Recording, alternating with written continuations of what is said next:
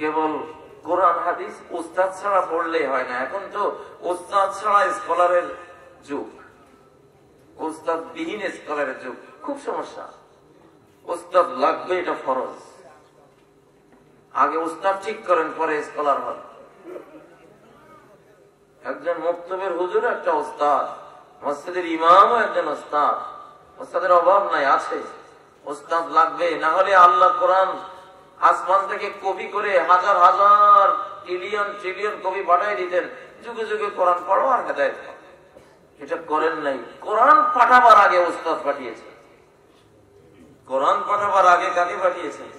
উস্তাদ মুহাম্মদ সাল্লাল্লাহু আলাইহি সাল্লামকে রেডি করেছে। উস্তাদ রেডি, তারপরে কোরআন, ঠিক নয় কি? তারপরে সাহাবায়ে কেরামকে তিনি শিখিয়েছেন। সাহাবায়ে কেরাম উস্তাদ হয় তাবেঈনদেরকে শিখিয়েছেন, তাবেঈনগণ উস্তাদ হয় তাবেঈনগণকে শিখিয়েছেন। এইভাবে যুগের পরে যুগ, উস্তাদ টু উস্তাদ, হাত টু হাত, সিনা টু সিনা, এই কোরআন এসেছে। এই কোরআন তাওরাত জাবুর ইনজিল না দে, আকাশ থেকে পাথরের ফলকে লিখে আল্লাহ তাআলা পাঠিয়েছেন। ওয়াকাতাবনা লাহু ফিল আলওয়াহি মিন কুল্লি শাই, মুসার জন্য পাথরের ফলকে সব লিখে দিয়েছি। কোরআন তো সেটা না, নাযালাহু আলা কলবিক, কোরআন ডাইরেক্ট হৃদয়ে এসেছে, লোহার ফলকে আসে নাই, পাথরের ফলকে নাযিল হয়েছে। কোরআন সরাসরি জিবরাইলের মুখ থেকে নবীজির সিনায় এসেছে। নবীজির যুগে তো কোরআনের একটা কপিও ছিল না, লিখিত কোরআনের কোন কপি ছিল না। কিছু হাড্ডির উপরে লেখা, কিছু কাঠের উপরে লেখা, কিছু চামড়ার উপরে লেখা, একসাথ করলে এক ঘর হবে। এগুলি স্তূপ করে রাখা, লাকড়ির মতো, খড়ির মতো।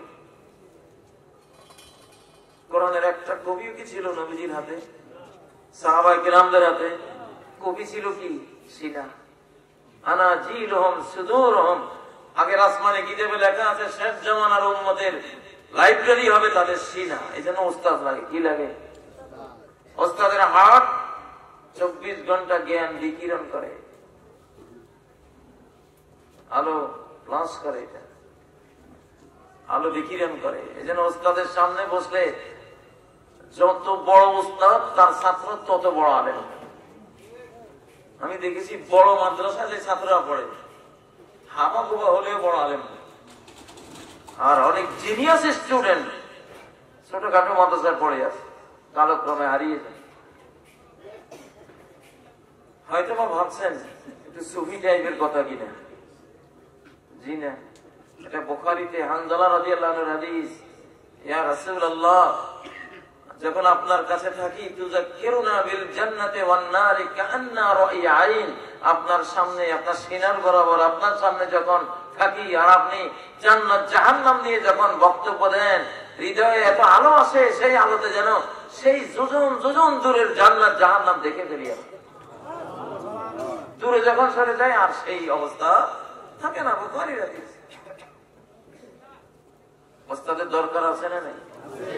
ওস্তাদের এই চেয়ারগুলি দখল করে ফেলছে সুফি সাহেবেরা।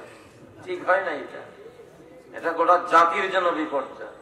বর্তমান যুগে উস্তাদবিহীন স্কলার হতে গিয়া 100টি তথ্যের মধ্যে 90টি নির্ভুল বলে, 10টি এমন ভুল বলে যে 90টি নির্ভুল, শেষ, ধ্বংস হয়ে গেল।